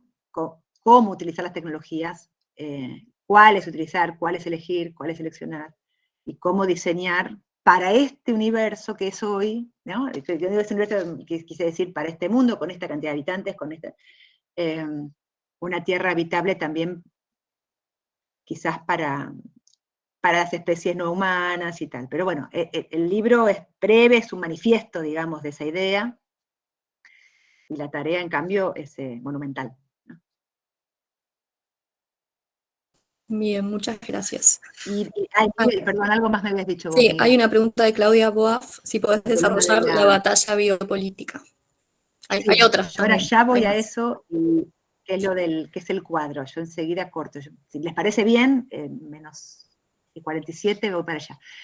El nudo recurrente, los sujetos del poder, que parecemos del siglo XX, sí, o parecemos el cyberpunk, ¿no? Parecemos William Gibson, se parece mucho a William Gibson, el universo que vemos. Lo que pasa es que también vemos a través de eso, por eso también es tan importante estar atento al mundo del arte. Porque nosotros vemos a través de eso que hemos leído. Un poco parecido a mundo ambiente, ¿vieron la discusión sobre el mundo ambiente, el medio ambiente? ¿Cuál es en la fenomenología, pero incluso en el propio Heidegger, Fishbanger, Schutz, Heidegger, y por otro lado von Exklug, ¿no? Pero que después todo eso se conjuga un poco sobre el final del siglo XX, y es la idea de que, por un lado, hay un ambiente general que suele funcionar para los animales no humanos, pero también muchas veces para el humano como una suerte de telón de fondo, no del todo visible, ¿no? El ambiente, y luego el mundo de sentido, el mundo respecto del cual, en el caso de los animales, la tesis de von Exklug, los animales se desinhiben, ¿no? O sea, aparece un desinhibidor, que puede ser el alimento, puede ser el calor, puede ser la pareja sexual, puede ser, ¿no? Aparece un desinhibidor y salen del aturdimiento respecto al ambiente y entran a un mundo de sentido, ¿no? Y lo que dice von Exklug además es que cada especie tiene un mundo distinto, que son mundos de alguna manera casi imposibles de interconectar, ¿no? Bueno, está bien, nada, no tenemos por qué creer eso, pero sí la imagen, el conceptual es la coexistencia de mundos de sentido no completamente homogéneos, sino más bien heterogéneos, en zonas ambiente, y para von Exklug el único que tenía ese ambiente, digamos, en mente era el humano, ¿no? El ambiente en general, lo que para los otros será todavía más lejano. Sin embargo, aún para los humanos, ese ambiente ha sido casi siempre interpretado como una suerte de telón de fondo de la historia. Es un telón de fondo, sí, hay temas del ambiente de los que nos vamos a ocupar, el agua potable, las ciudades, si tienen o no tienen agua potable, vamos a ver cómo evitar, entonces, cuál es identificar las zonas sísmicas, identificar el clima, no, digo, por supuesto que no es que hay en el ambiente suficientes desinhibidores, digamos, como para que lo integremos también a nuestro mundo de sentido ya desde siempre. Pero lo que ocurre a nivel sistémico para el viviente humano empieza a ser un problema, e incluso empieza a tener registro de eso, sismógrafos, tales como los conocemos, son recientes, ¿no? Son de reciente elaboración, los años, otra vez 70 años, 80 años. Los terremotos de 1906, de 1920, no tenemos registro de la magnitud, no podemos decir un terremoto en escala 9 de no sé qué, porque no había sismógrafos. Se inventa el sismógrafo cuando empieza a cobrar sentido el telón de fondo, ¿sí? ¿Se entiende ahí? Cuando ese ambiente empieza a ser un mundo. En la fenomenología ya más estricta, más en el sentido de Schutz, hay tres, ¿no? Umwelt, digamos, el mundo ambiente, el medio ambiente, que es este ambiente general, donde ocurren las cosas, es el más lejano de todos los ambientes. Después está el mundo de sentido, es el mundo interpersonal, y luego además está el mundo personal subjetivo, ¿no? Yo es más sociólogo que psicólogo, entonces le interesa posiblemente más el mundo social. Pero están esos dos. Y el ambiente, el Umwelt, sigue siendo algo de lo cual entrar y salir. Y parte de la hipótesis es que estamos en un momento en que ese ambiente cada vez más es parte de nuestro mundo de sentido. Estamos necesitando terraformarlo. Pero bueno, eso es una tarea hacia adelante. Y entonces vuelvo a la pregunta de Miguel. Quizás hacia atrás reconocemos elementos del 20 en el presente, reconocemos del ciberpunk. También había una teoría, no sé si vos te acordás, de la refeudalización, ¿no? ¿Te acordás que se decía ya hace mucho tiempo que era una época de refeudalización?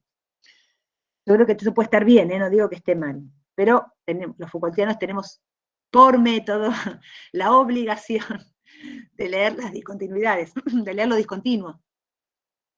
Entonces, podemos decir, hay continuidades, pero tenemos que estar atentos a aquello que en la discontinuidad, que en la serie, que en la regularidad, intercepta la regularidad y la puede desviar. Entonces, habría que pensar si esos espacios de decisión transnacionales, ¿no? Que se quedan, bueno, qué algo nuevo puede haber ahí o qué algo nuevo puede advenir, digamos. 48. Así que me voy al mapa. Hay más preguntas. Si alguien... ¿Cómo, perdón? Hay me algunas decías, Lu? preguntas más que habían quedado acá en el chat. Cintia Orellana dice, piensa en el término simbiosis en relación al arte y la ciencia. El arte puede desarrollar imágenes que hagan un salto a las imágenes distópicas que se imponen. Bueno, una reflexión, no una pregunta. Gracias Flavia, dice y Romina Irimia, Susana Martins, excelente como siempre, un placer escuchar a Flavia por la constante pregunta a la que nos invita. Lilia Puig, muchas gracias, gran contribución para entender la agenda del siglo XX, Celina te agradece.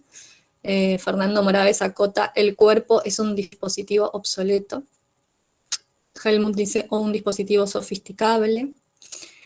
Bueno, acá Silvina también te agradece, que se tiene que retirar.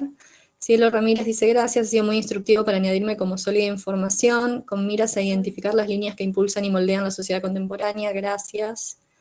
Bueno, también Claudia Boaz, muy interesada. Cintia Orellana dice, quizás la cosmovisión de pueblos originarios rompe con esta imagen de telón. Bueno, un poco lo que estabas diciendo de otras líneas de investigación que complementen. Sí, como técnicas distintas.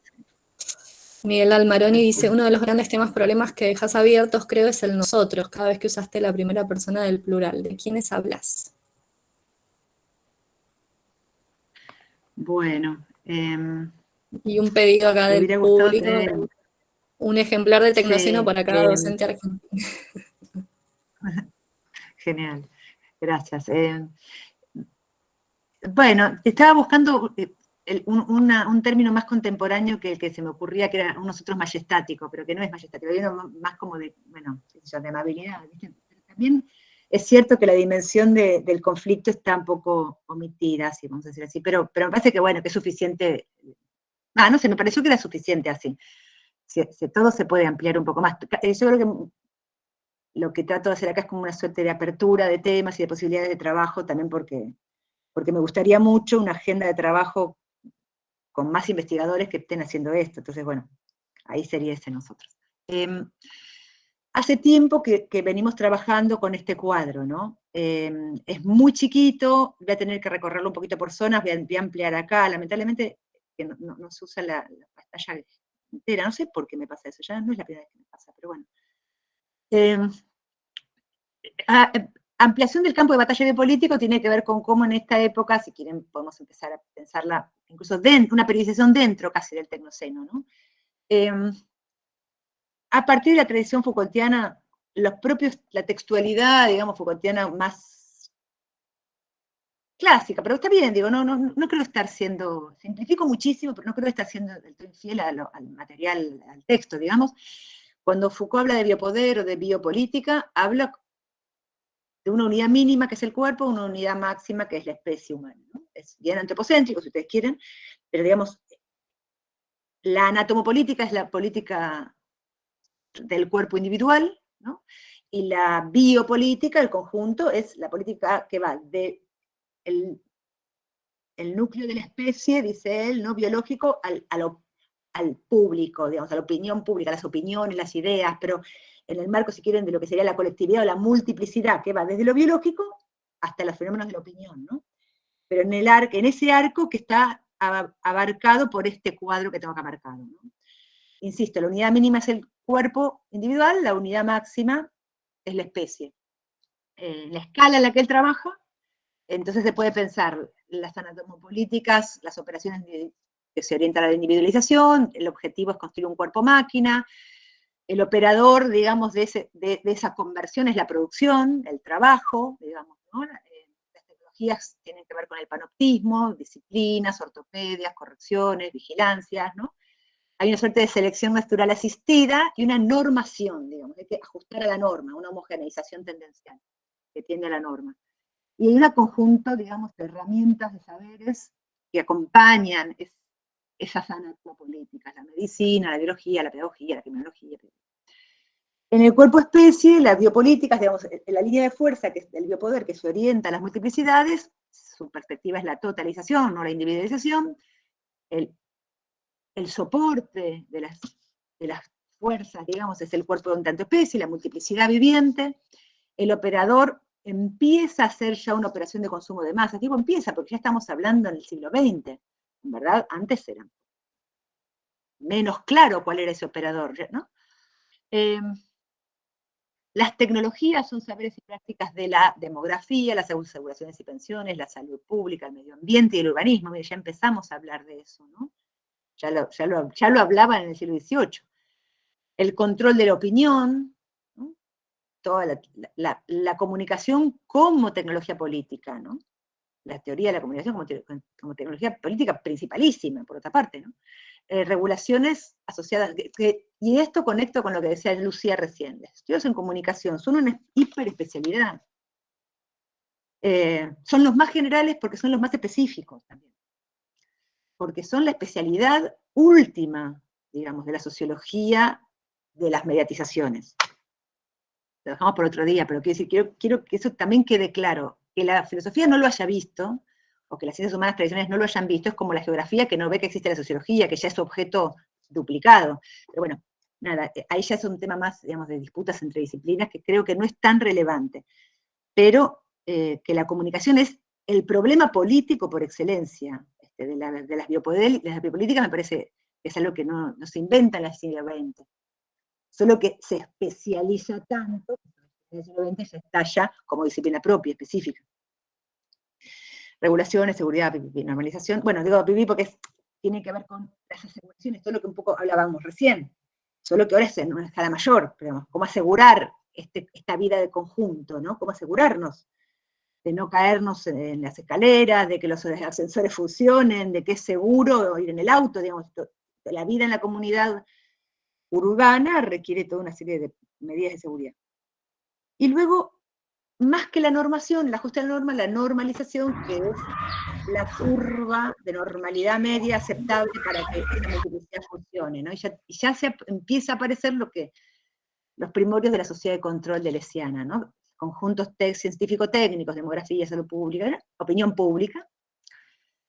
Y luego hay un segundo momento, si quieren, después de la sociedad de disciplina, que entra en declive en torno justamente a los inicios del Tecnoceno, en torno a 1950, fines de la Segunda Guerra Mundial, y empiezan a dejar paso a otro ciclo biopolítico, dentro del ciclo biopolítico, otra nueva era, que es lo que les llama sociedades de control, otros se llaman sociedades de seguridad, otros se llaman sociedades de gubernamentalidad, el mundo que habitamos, ¿no? Y que tienen, digamos, se expanden, ¿no? Estos cuerpos individuales y cuerpos especie se expanden y al mismo tiempo se aplanan, como decía Lasch, ¿no? Y se aplanan en dos. Por ejemplo, el cuerpo individual se expande, se divide en dos, y al mismo tiempo hay una suerte de aplanamiento material. Por un lado, el cuerpo biológico que es operable, susceptible de, digamos, de operaciones de recombinación, optimización, programación, ¿no? Saco, pongo, entro, terapias génicas, un cuerpo que es mucho más un borrador que un destino, y luego otra parte del cuerpo, que es muy importante, que habitualmente se deja de lado, pero que es el cuerpo visible, lo que se ve del cuerpo, el cuerpo significante, el cuerpo que yo, digamos, muestro a los demás, es el cuerpo expuesto, la superficie más superficie del cuerpo, que adquiere una complejidad enorme en los últimos 70 años, ¿no? Cuerpo-imagen, las operaciones de traducción, de transposición, ¿no? Donde hay toda una serie de saberes asociados, genética, inmunología, trasplantes. Y en relación con los cuerpos múltiples también hay poblaciones y públicos, por lo menos hay un desdoblamiento, ¿no? Conjuntos poblacionales, físicos del territorio, y conjuntos de públicos, ideas, opiniones, pero targets, ¿no? Y cuanto más públicos, digamos, cuanto más operaciones se dirigen a la multiplicidad en tanto público, el mundo de la virtualización es fundamentalmente público, más segmentados están los vivientes concretos y pertenecen a cada vez más cantidad de públicos, es decir, a cantidad de conjuntos que no son solamente, supongamos, ¿no? Siempre una persona pertenecía a muchos conjuntos, ¿no? Tenía una religión, pertenecía al grupo de su religión, tenía un equipo de fútbol, iba a una escuela, pertenecía a un barrio, tenía una familia, tenía una orientación sexual, digamos, siempre hemos sido muchos, ¿no? Hemos participado de muchos, pero esta época hace de eso una práctica minuto a minuto. El conjunto de los que entran a Mercado Libre en este momento, el conjunto de los que entran a Mercado Libre van a maquillaje, el conjunto de los que van a maquillaje van a tatuaje, el conjunto, ¿no? Y todo el tiempo estamos atravesando conjuntos. Bueno, la perfilización y todo eso es el intento de capturar esas multiplicidades en movimiento dentro de su faceta público. Y tenemos entonces, bueno, distintos niveles de relación con el territorio, ¿no? Por un lado, y luego distintos tipos de tecnologías, Big Data, Machine Learning, plataformización, sistema de datos, algoritmos, plataformas, que es algo que estamos trabajando con Manolo Rodríguez. Una nueva estadística que es en tiempo real, que es íntima, que se refiere a la vida social y a la vida biológica. Una nueva vigilancia que es omnipresente, técnicamente mediada, mucho más invasiva. Una nueva normatividad, donde el perfilado es constante, ya ni siquiera importa la media, lo que importa son las posibilidades de perfilización y construir algo así como un negocio de ese conjunto. Un nuevo tipo de biopolítica, entonces, ¿no? Una biopolítica que llamamos internacional en un momento, una gubernamentalidad algorítmica transnacional, bueno, iremos desarrollando esto, ¿no? Con toda una serie de saberes. Ahora, la ampliación del campo de batalla biopolítico es que además a esto se le sumaron en la macroescala 2 niveles más, algo que es menos que un cuerpo, un nivel de intervención que es el nivel de la vida infracorporal, las citopolíticas, las genopolíticas, las políticas de las moléculas, digamos, del tratar ya con la vida disociada del cuerpo. Los bancos de semen, de células madres, de sangre, las operaciones de esa biología sintética de la que hablamos hace un rato, ¿no? Entonces, estamos operando en una escala micro, que es, digamos, se corrió el campo de batalla biopolítico hacia lo micro. La unidad mínima ya no es el cuerpo, la unidad mínima es el átomo, la molécula.